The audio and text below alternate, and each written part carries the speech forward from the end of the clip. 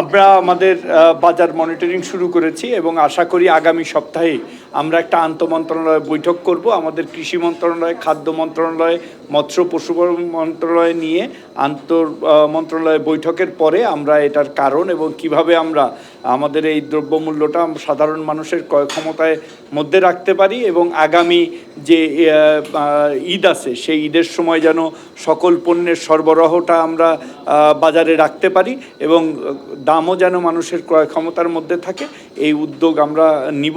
আগামী সপ্তাহে আপনাদেরকে মিটিংয়ের পরে আমরা কি উদ্যোগ নিয়েছি, কিভাবে করব সেটা আমি আপনাদেরকে জানাবো। কিন্তু ইতিমধ্যে আমরা বাজারের যে মনিটরিং, এই মনিটরিং কার্যক্রমটা শুরু করেছি।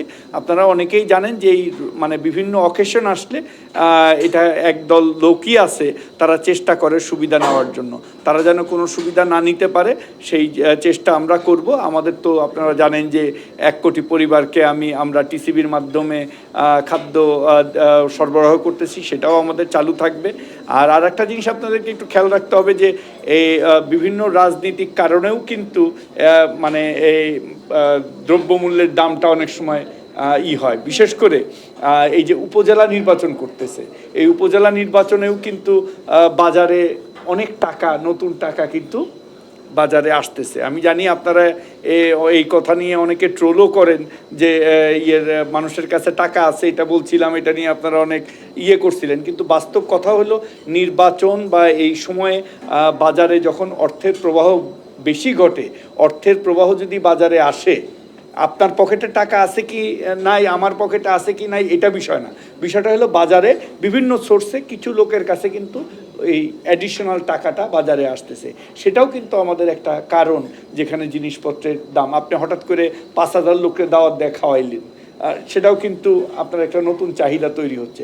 তো আমরা সকল বিষয়ে আমরা চেষ্টা করব। আপনারা যে জিনিসটা জানতে চান যে আমাদের উদ্যোগ আছে নাকি, আমরা উদ্যোগ নিচ্ছি।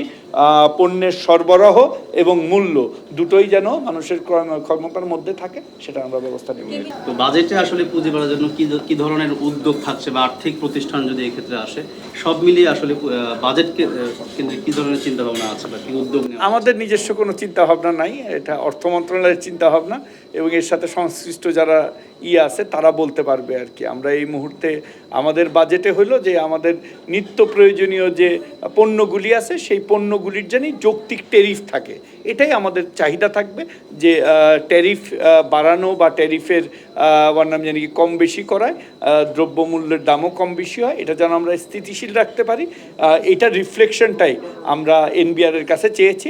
আমরা আশা করি এনবিআরের কাছ থেকে আগামী বাজেটে সাধারণ মানুষের ক্রয় ক্ষমতায় যেন আমরা নিত্য প্রয়োজনীয় জিনিস রাখতে পারি, সেই ধরনের একটা যৌক্তিক আমরা কর ব্যবস্থা আমরা পাবো।